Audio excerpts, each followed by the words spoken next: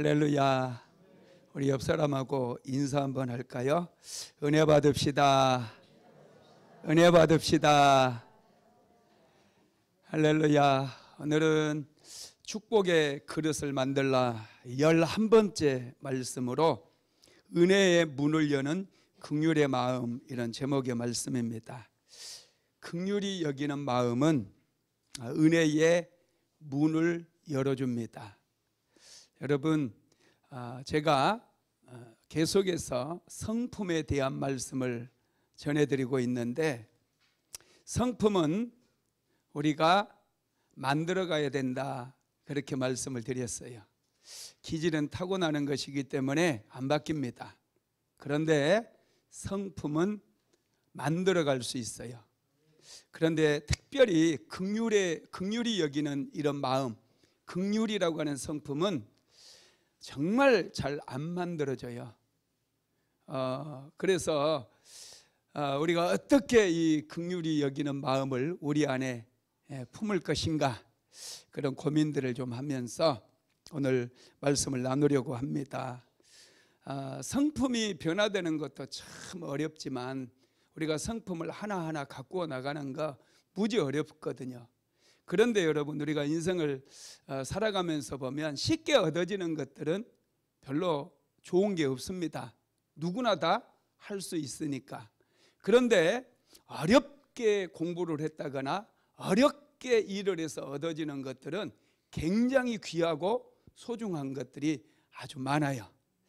특별히 여러분, 우리가 긍휼히 여기는 이 마음, 이것을 하나하나 우리가 잘 배워가지고 이 긍휼히 여기는 마음을 범사에 만들고 실천해 가게 되면 이 긍휼히 여기는 마음으로 인해서 2023년 우리의 인생이 달라지는 거 믿으시기 바랍니다. 그건 제가 보장할 수 있습니다. 이 긍휼히 여기는 마음이 얼마나 중요한지 몰라요.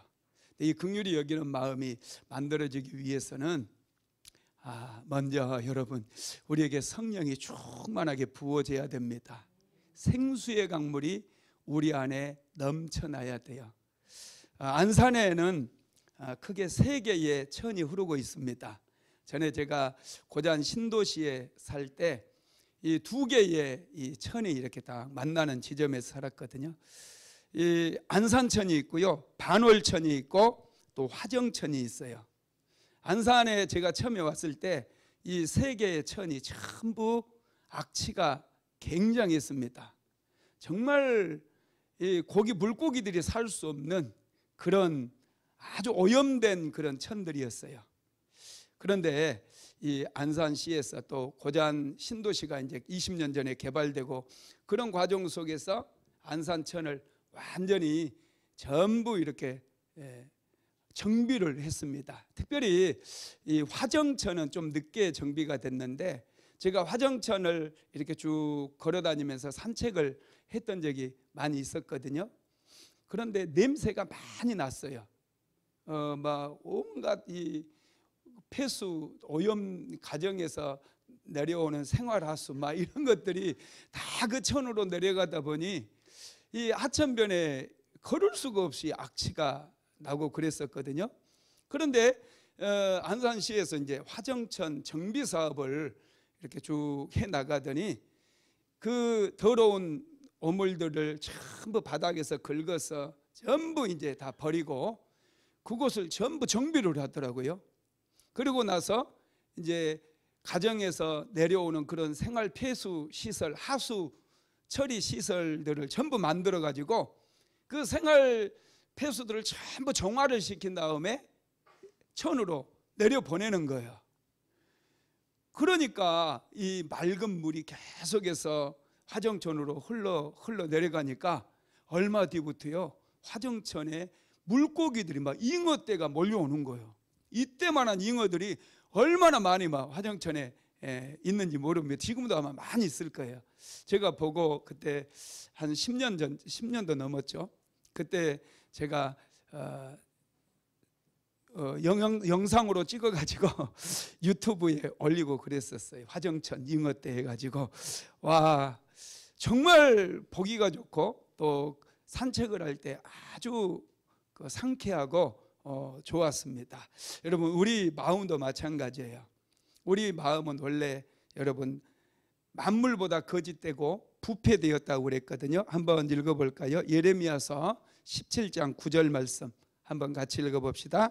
만물보다 거짓되고 심히 부패한 것은 마음이라 누가 능히 이를 알리오마는. 아멘. 사람의 마음이 부패했다는 거예요. 더럽다는 거예요. 거짓되었다는 거예요. 그래서 우리가 이 마음을 좀 변화시키고 이 마음을 좀 좋게 쓰려고 아무리 노력을 해도 잘 안 돼요. 이미 부패되어 있다 보니.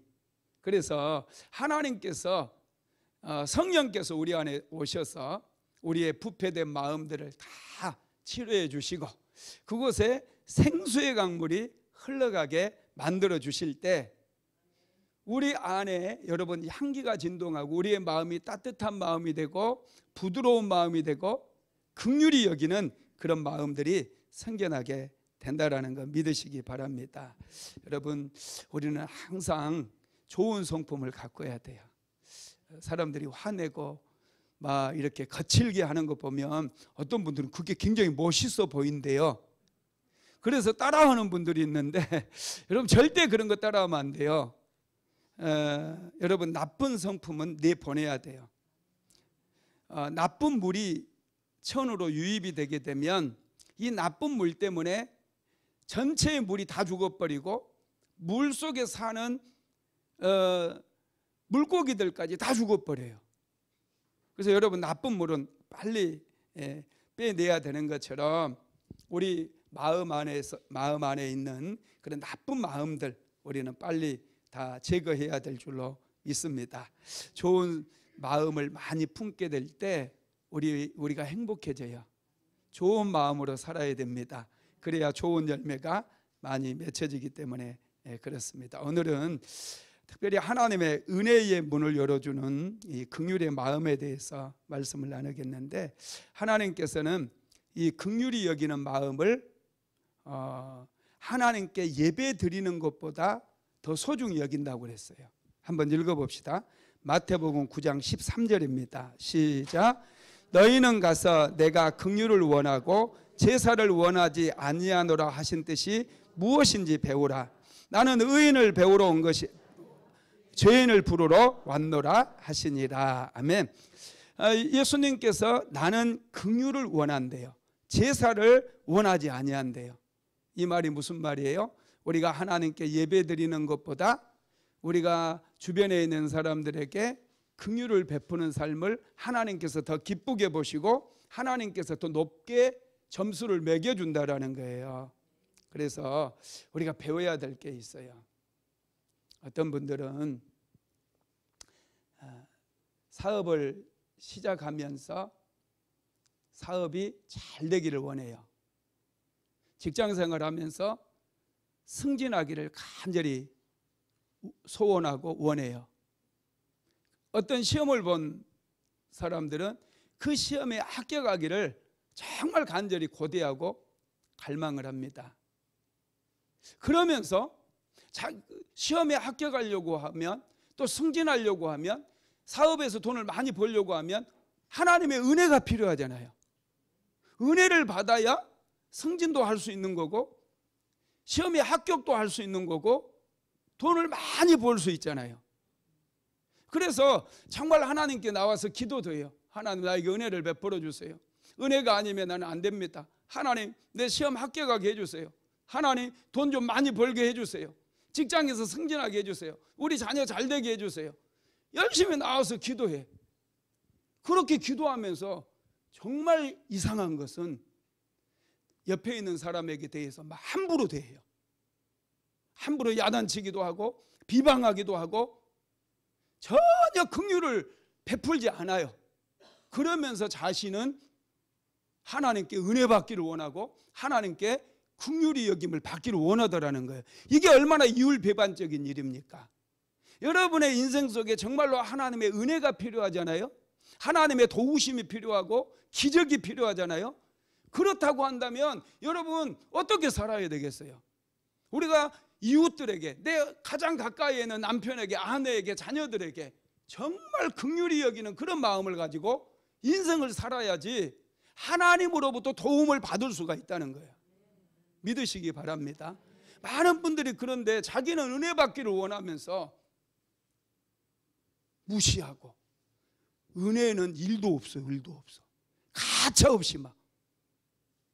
여러분, 하나님께서는요 잔인한 것을 원치 않아요.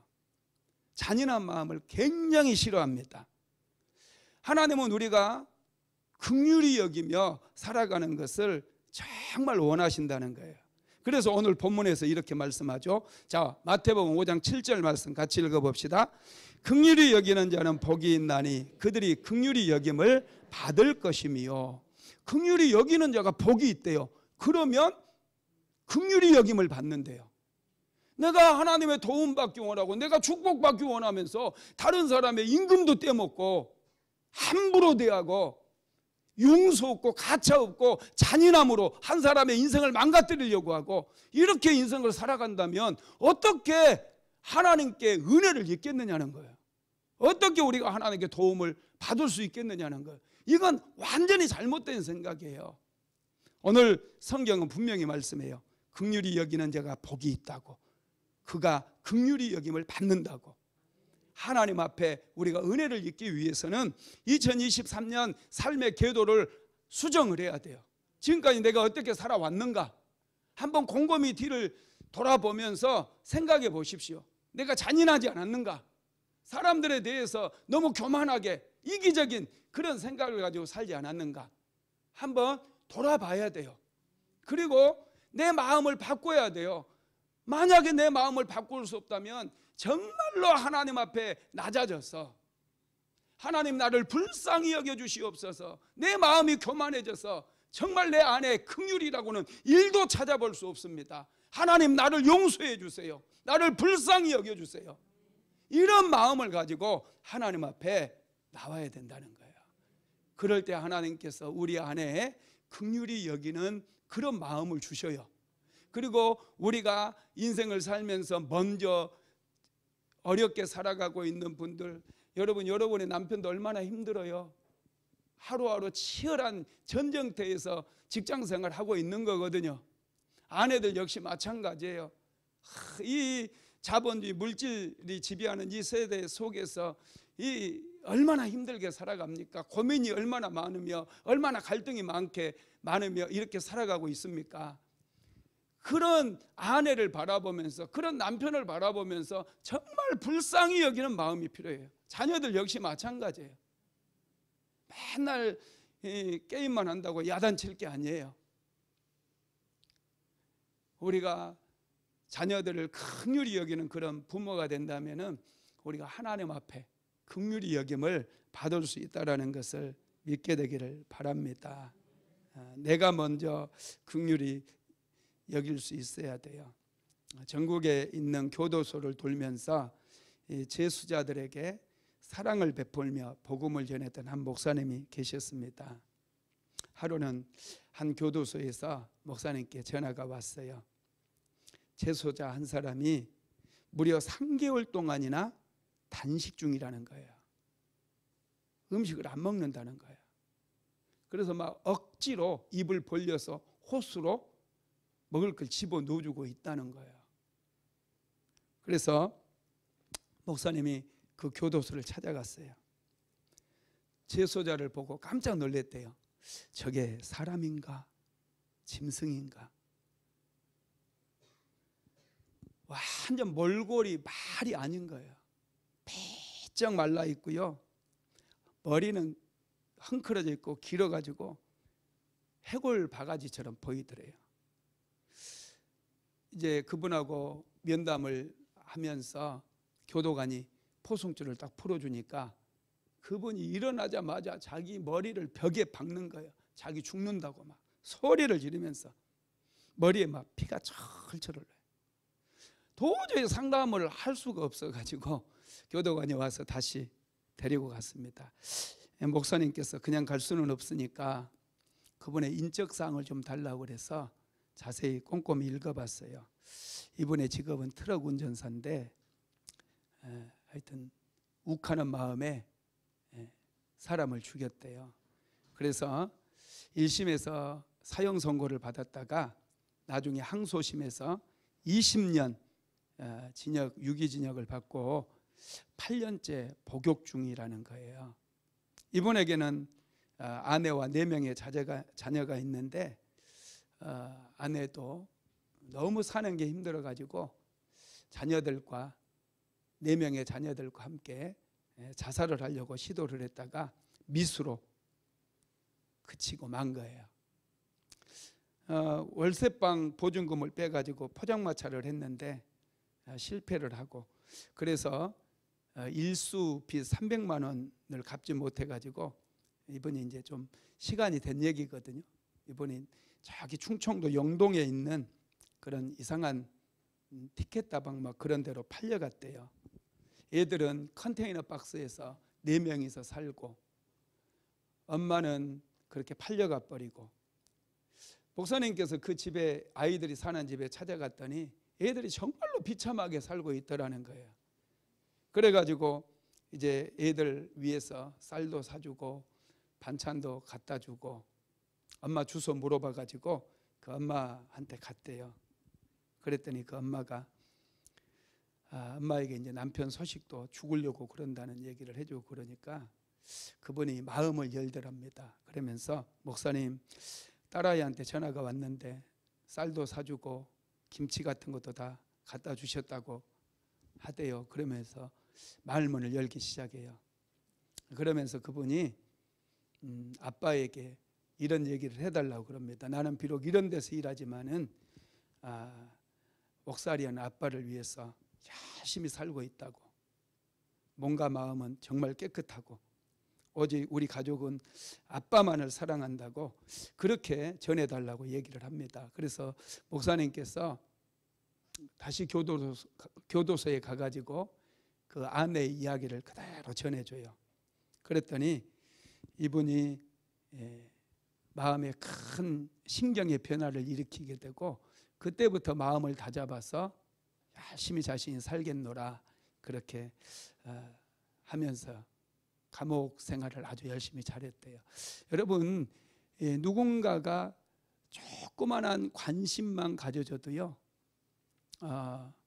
사람들은 다시 살아갈 용기를 얻어요. 개를 사랑하는 만큼만 사랑을 받아도 살아갈 용기를 얻는데 자살하지 않는데요. 여러분, 그래서 이 목사님께서 이 소식을 이제 다른 교회, 큰 교회 헌신 예배 가가지고 소식을 전하고, 또 이분을 위해서, 이 가정을 위해서 우리가 같이 헌금합시다 했더니 많은 분들이 큰 돈을 헌금을 해주셔가지고 이제 엄마의 빚을 다 갚게 되고, 또 서울에 전셋방을 하나 얻어가지고 온 가족이 같이 모여 살게 되고, 또 교회도 열심히 나오고 엄마는 열심히 교회에서 봉사하면서 일을 하게 됐다.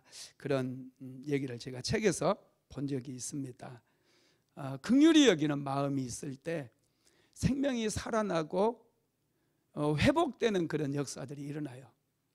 잔인하고 야멸차고 모멸감을 주고 막 이런 마음으로 인생을 살게 되면은 여러분, 자기의 인생도 잘 안 풀리고 삶이 무척 고단해지고 피곤해진다라는 것이죠.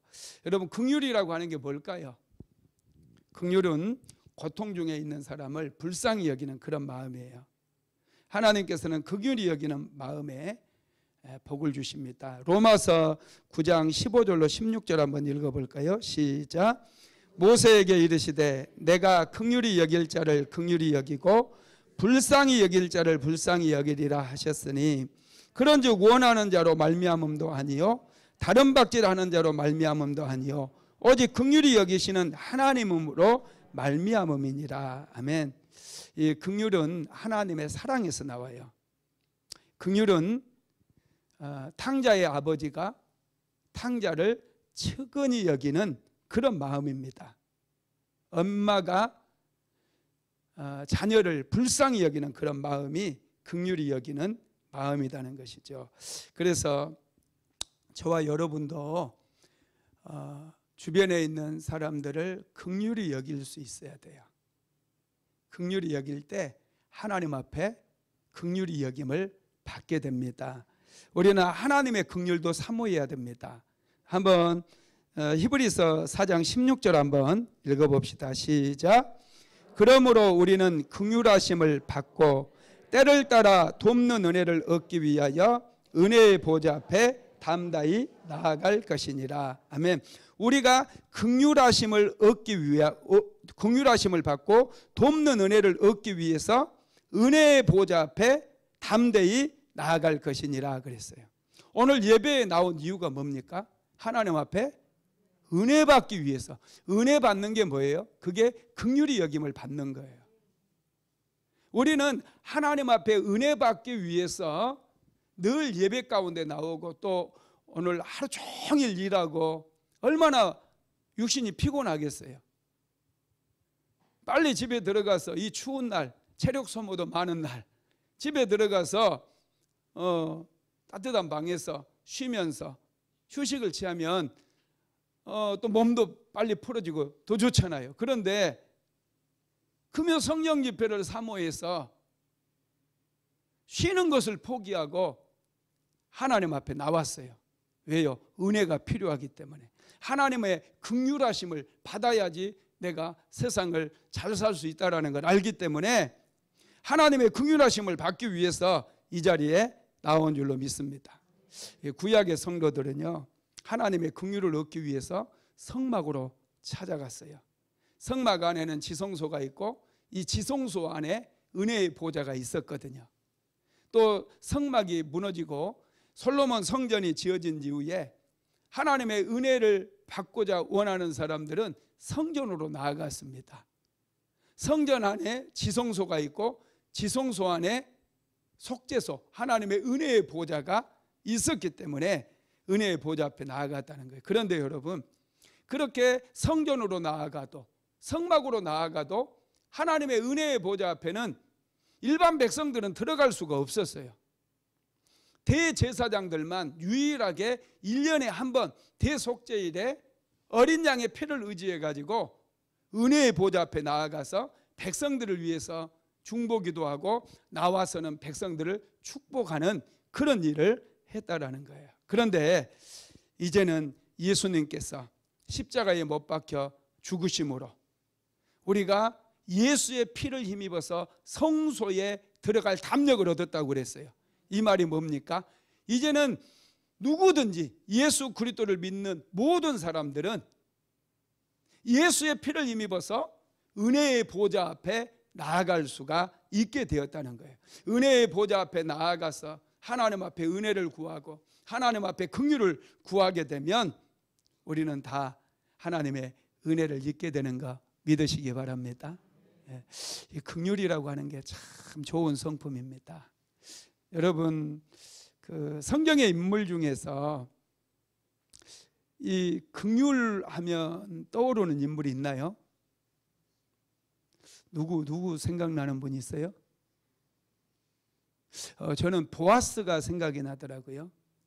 보아스가 여러분 이방 여인 룻이 베들레헴으로 왔을 때 보아스는 굉장히 부자였고 후덕한 사람이었거든요.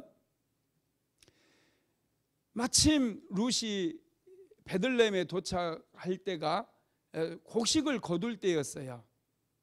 그때 이제 룻은 농사를 이제 왔으니 농사를 지을리 만무하고 구걸을 해서 먹고 살든지 어떻게 빌려서 먹고 살든지 해야 되잖아요.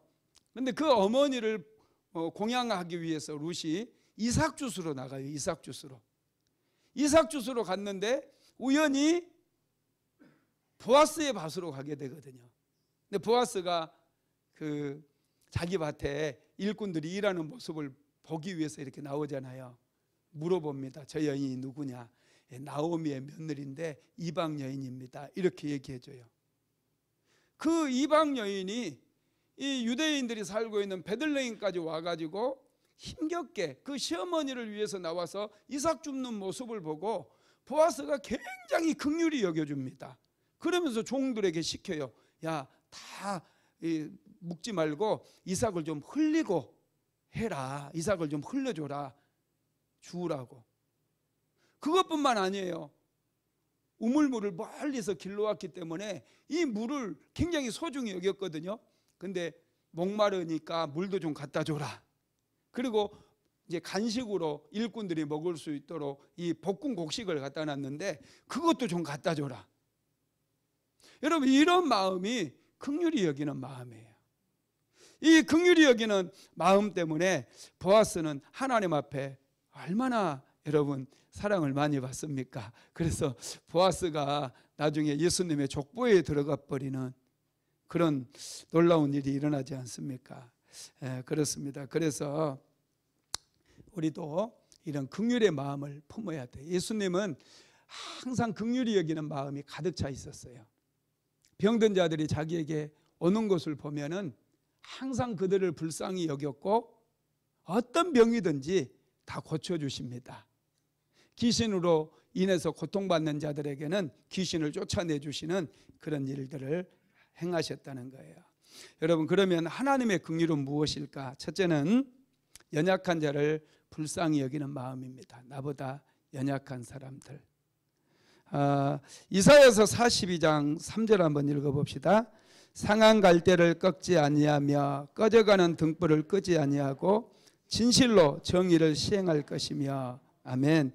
예수님은 상한 갈대 같은 우리 인생을 불쌍히 여기십니다. 상한 갈대를 절대로 꺾으시는 분이 아니라는 거예요. 꺼져가는 등불을 꺼버리는 그런 분이 아니시라는 거예요.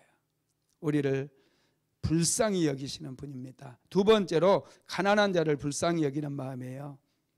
여러분, 열심히 일해도 가난하게 사는 분들이 있습니다. 착하고 성실하게 살아도 가난한 사람들이 있어요. 하나님께서는 가난한 사람들을 긍휼히 여기십니다. 예수님은 그런 가난을 직접 체험하셨어요. 가난한 목수의 아들로 태어나셨고요.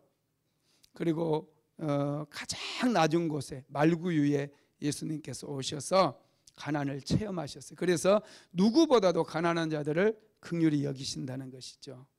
세 번째로는 죄인을 불쌍히 여기는 마음이에요.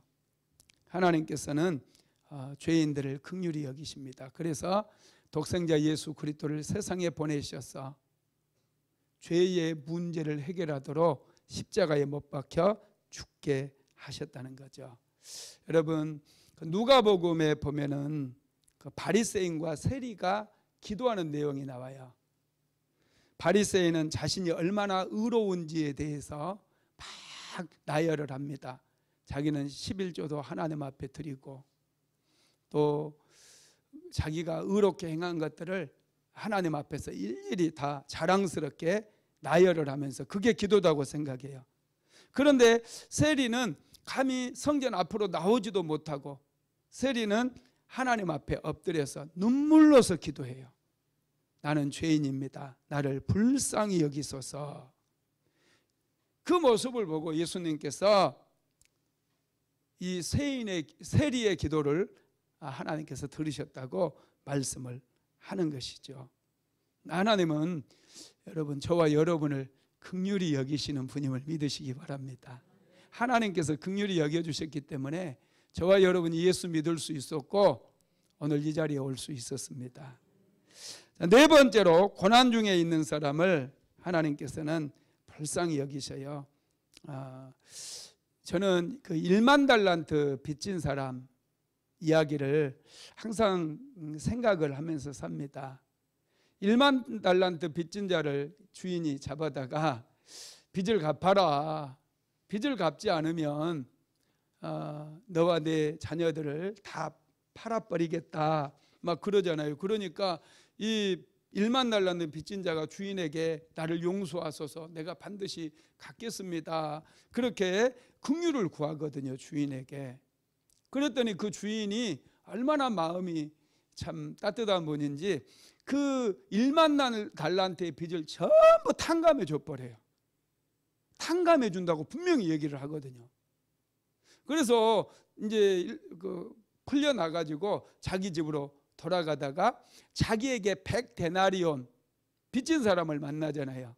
그 빚진 사람을 딱 잡아다가 옥에 가두고 빚을 갚으라고 막 소리를 질러대요. 만약에 갚지 않으면 똑같이 자녀들을 팔아버리겠다 막 그렇게 하는 거죠. 그러면서 이 사람은 탕감해 주지 않습니다. 100데나리온의 빚진 자를 탕감해 주지 않고 감옥에 가둬버려요. 그러니까 정말 주변에 있는 사람들이 너무 기가 막혀가지고 그 주인에게 가서 하소연을 하잖아요. 주인님, 당신이 1만 달란트 빚진 자를 탕감해 주었거늘 이 1만 달란트 빚진 자는 자기에게 100데나리온 빚진 자를 잡아다가 가두어 버렸습니다. 탕감해 주지 않았습니다. 그러니까 얼마나 주인이 분노를 합니까? 그래서 당장 1만 달란트 빚진 자를 잡아오라고 그러잖아요. 여러분, 저와 여러분도 1만 달란트 빚진 자였거든요.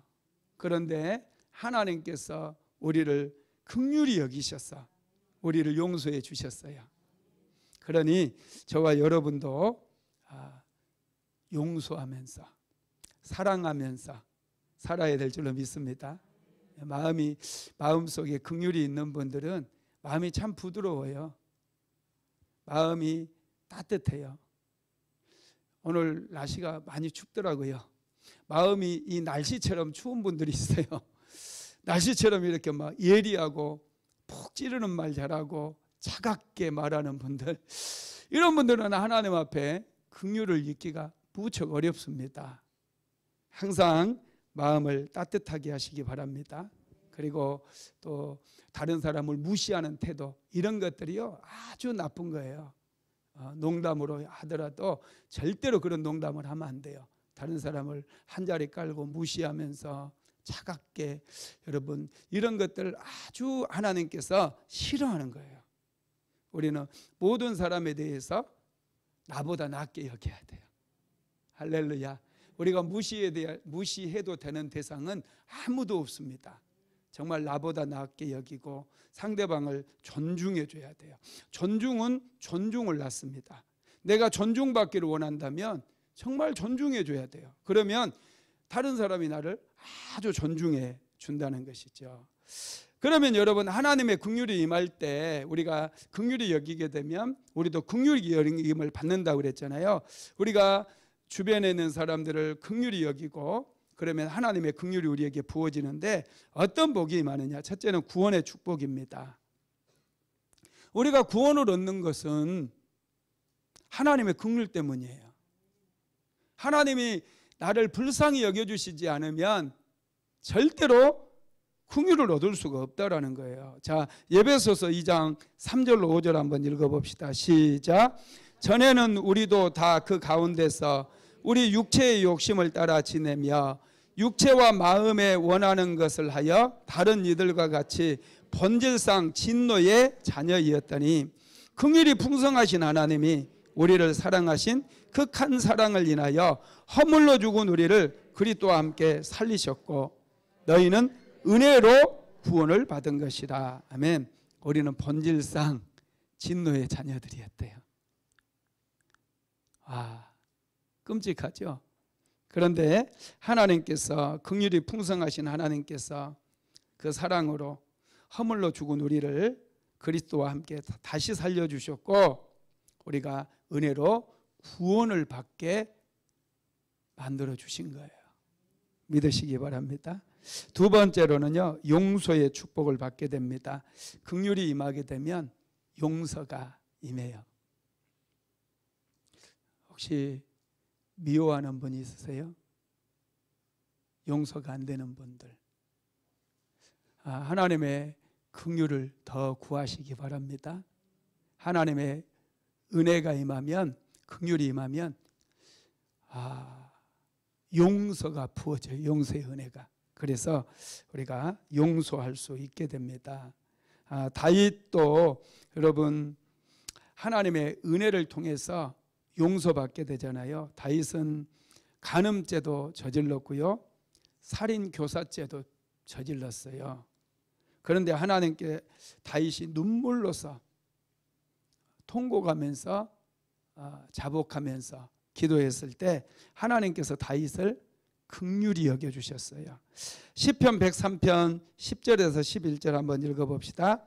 우리의 죄를 따라 우리를 처벌하지는 아니하시며 우리의 죄악을 따라 우리에게 그대로 갚지는 아니하셨으니 이는 하늘이 땅에서 높음같이 그를 경외하는 자에게 그의 인자하심이 크심이로다. 아멘. 하나님은 우리를 긍휼히 여기시는 분이에요. 그래서 저와 여러분도 이 긍휼의 성품을 잘 만들어서 우리가 다른 사람들에게 긍휼을 베풀어야 됩니다. 세 번째로 하나님의 긍휼이 임하면 기적이 나타납니다. 질병도 치료받게 되죠. 마가복음 1장 40절에서 42절 같이 읽어봅시다. 한 나병 환자가 예수께 와서 꿇어 엎드려 간구하여 이르되 원하시면 저를 깨끗하게 하실 수 있나이다. 예수께서 불쌍히 여기사 손을 내밀어 그에게 대시며 이르시되 내가 원하노니 깨끗함을 받으라 하시니 곧 나병이 그 사람에게서 떠나가고 깨끗하여 진지라. 아멘. 나병 환자가 와서 예수님께 원하시면 저를 깨끗게 하실 수 있습니다. 이렇게 말씀을 드렸더니 예수님께서 그 나병 환자를 불쌍히 여기셨다는 거예요. 긍휼히 여기셨다는 거예요. 그래서 손을 내밀어서 그에게 대셨다는 거죠. 여러분, 나병은 옛날에는요, 저주를 받았기 때문에 생긴 병이다. 그래서 나병 환자들의 몸만 닿아도 부정해진다고 생각했어요. 그래서 나병 환자가 옷깃만 스쳐도 내가 부정해진다고 생각해서 길에 다니면 돌로 막 멀리 떨어지라고 돌을 던졌거든요. 그런데 예수님께서 불쌍히 여기시니까 그 나병 환자를 어떻게 했다고요? 손으로 만졌다는 거예요. 나병 환자의 몸을 손으로 만지면서 내가 원하노니 깨끗함을 받으라 그랬어요. 나병 환자들 당시에 저주받은 사람 취급받아서 사람 취급을 못 받았어요. 여러분, 우리도 인생을 살다 보면은 참 어떤 사람하고는 말도 섞고 싶지 않는 분들이 있지 않습니까? 여러분, 우리가 이 말씀을 항상 기억해야 돼요. 사람을 무시한다거나 멸시한다거나 또 나는 저 사람하고는 말 안 할 거야, 이런 것들 항상 우리는 다시 생각해야 됩니다. 내가 하나님의 은혜를 받아야지 인생이 행복한 인생이 되기 때문에, 나도 복을 받는 인생이 될 수 있기 때문에 사람을 멸시한다거나 사람에 대해서 저 사람하고는 절대 말도 안 한다, 이런 것들을 우리가 하면 안 된다는 거예요. 용서해야 돼, 용서. 그러면 여러분 기적이 일어나기 때문에 그렇습니다. 긍휼이 임하는 곳에 초자연적인 역사가 일어나요. 예수님께서 그 나인성에 하루는 나인성으로 들어가고 있었거든요. 근데 그곳에 상여가 나가고 있었어요. 상여 나가는 거 보셨나요? 옛날에 시골에서 저는 상여도 접었어요. 중학교 때. 할렐루야. 여기 상여 접으신 분들이 있는지 모르겠는데 저는 중학교 때부터 이제 동네에 어르신들이 많지를 않으니까 중학생인 저에게도 상여를 매라고 그래서 상여를 접은 적이 있습니다. 상여 메고 이제 산에까지 가거든요. 상여를 메고 사람들이 이 성을 빠져나와서 장사를 지내기 위해서 공동묘지로 가는 거예요. 예수님께서 그 상여 나가는 모습을 이렇게 보셨어요. 그랬더니 한 여자가 통곡을 하면서, 정말로 통곡을 하면서 그 상여 뒤를 따르는 거예요. 상여를 멈춥니다.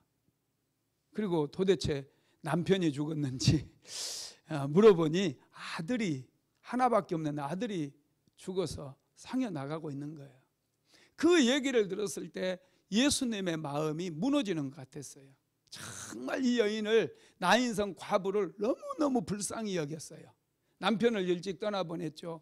그 사랑했던 아들마저 일찍 보내야 되는 그 여인의 마음을 예수님께서 헤아리신 거예요.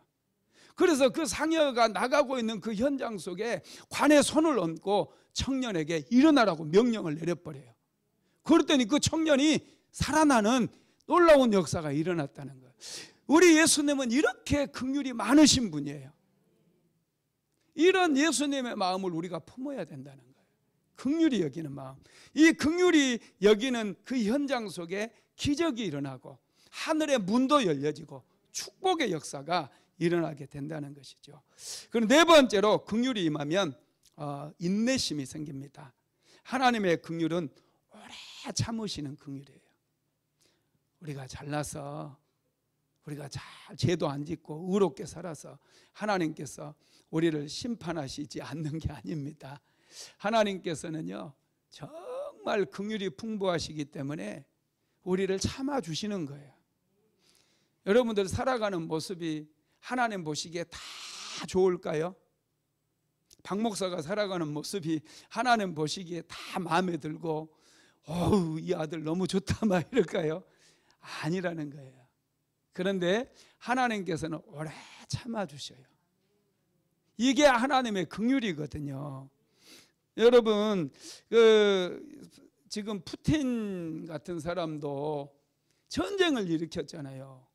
정말 하나님께서 왜 저 인간 안 데리고 가시나 이런 생각 우리가 할 수 있잖아요. 근데 하나님은 정말 긍휼이 많으신 분이시라 푸틴에게도 기회를 주는 거예요.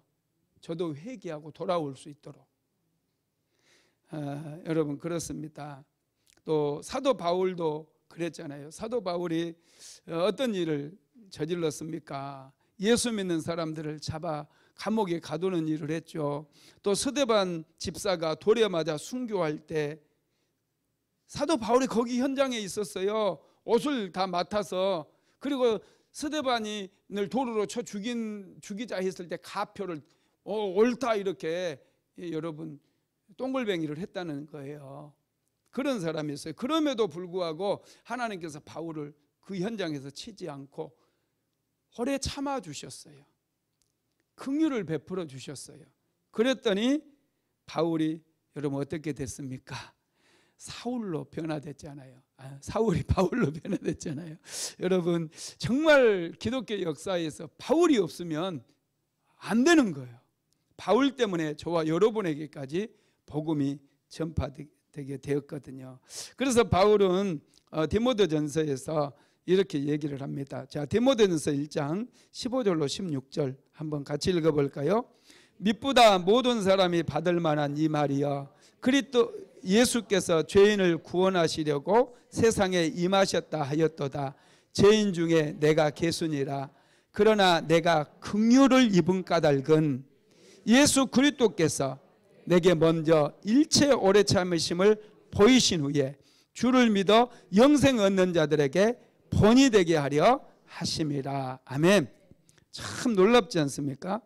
내가 긍휼을 입은 까닭은 그리스도 예수께서 내게 먼저 일체 오래 참으심을 보이사.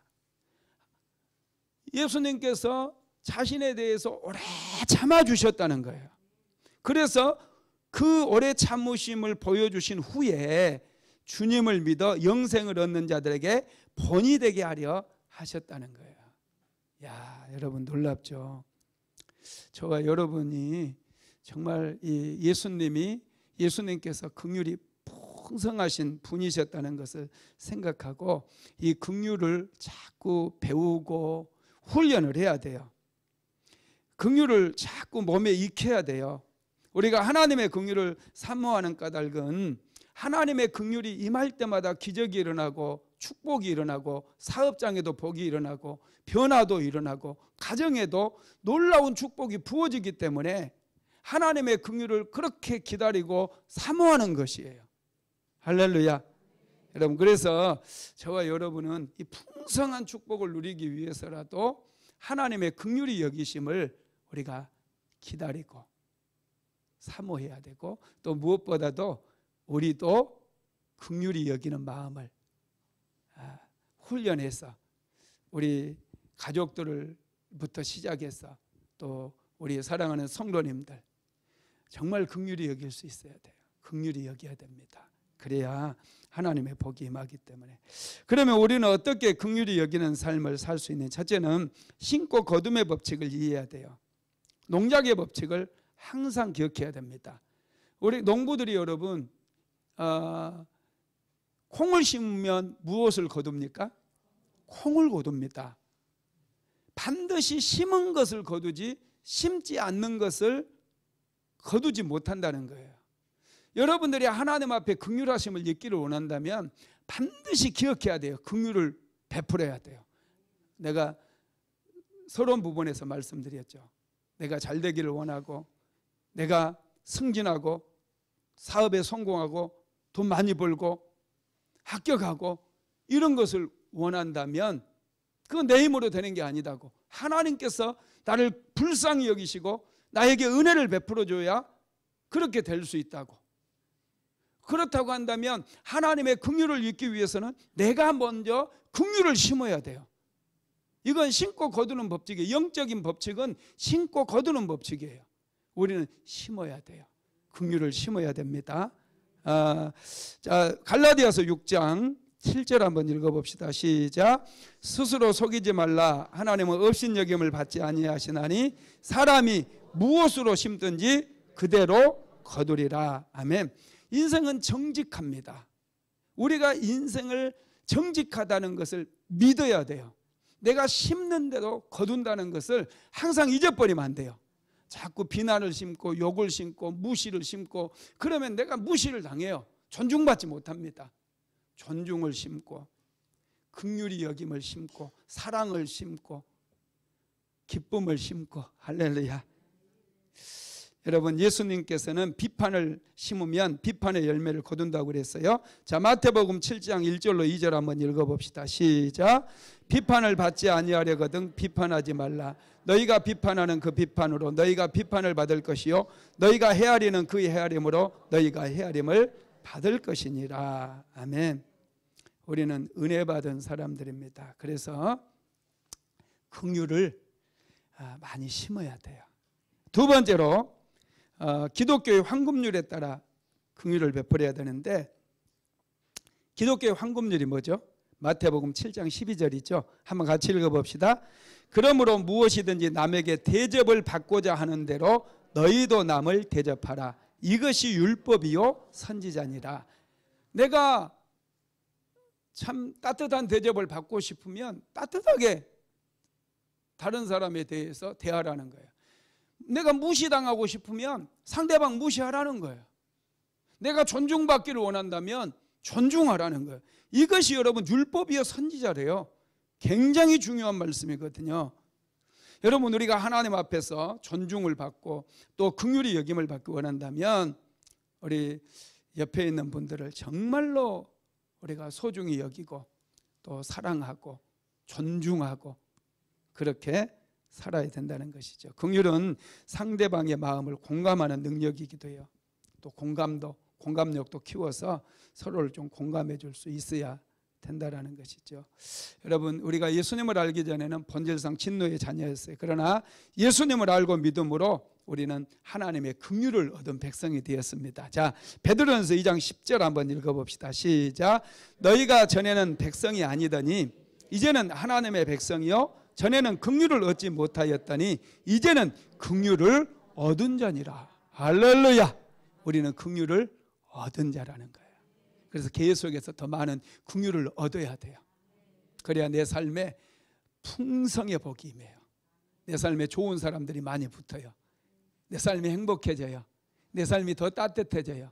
내 삶이 더 부드러워지고 얼마나 행복해지는지 몰라요. 할렐루야. 예, 긍휼을 심으시기 바랍니다. 말씀을 마무리하겠습니다. 긍휼히 여기는 사람은 하나님 앞에 긍휼히 여김을 받게 됩니다. 긍휼히 여기는 사람의 마음은 항상 부드럽고 따뜻해요. 그래서 더 잘 됩니다. 전에 제가 한번 말씀드린 적이 있는데 미우라 야야코라고 하는 일본의 여류 작가가 있어요. 이분은 아주 질병으로 이렇게 고통을 많이 당했던 그런 분이거든요. 질병에서 회복된 다음에 식료품 가게를 하나를 열었어요. 남편은 직장에 다니고 친절하게 하고 사람들에 대한 이해도가 깊다 보니 모두에게 따뜻하게 대했어요. 그랬더니 동네 모든 사람들이 그 가게로 전부 몰려드는 거야. 뭐 손님이 너무너무 많아. 눈코 뜰 새 없이 바쁘게 됐어요. 어느 날 남편이 직장 끝나고 가게로 쑥 들어오더니 여보, 큰일 났어, 큰일 났어. 왜요? 손님들이 다 우리 가게로만 오니 우리 옆에 있는 저 식료품 가게는 망하게 되었어. 그러는 거예요. 그 말을 들은 미우라 야야코가 이렇게 하면 안 되겠다 생각해가지고 자기 가게에서 취급하는 식료품을 절반으로 줄여버려요. 그리고 없는 것은 옆 가게로 손님을 보냅니다. 옆 가게로 저 가게 가면 있다고. 여러분 이렇게 장사하는 분 보셨어요? 우리는 못 봤잖아요. 그런데 이분이 그렇게 한 거예요. 이분이 신실한 그리스도인이거든요.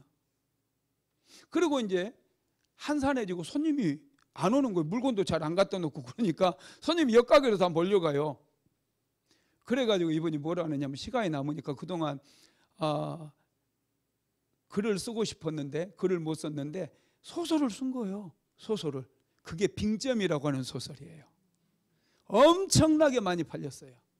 수백만 권이 팔렸습니다. 우리나라에서도요, 이 책이 몇십만 권 팔렸던 책이에요. 저도 그 책을 군대에 있을 때 그 책 사서 봤거든요. 빙점이라고 하는 책을.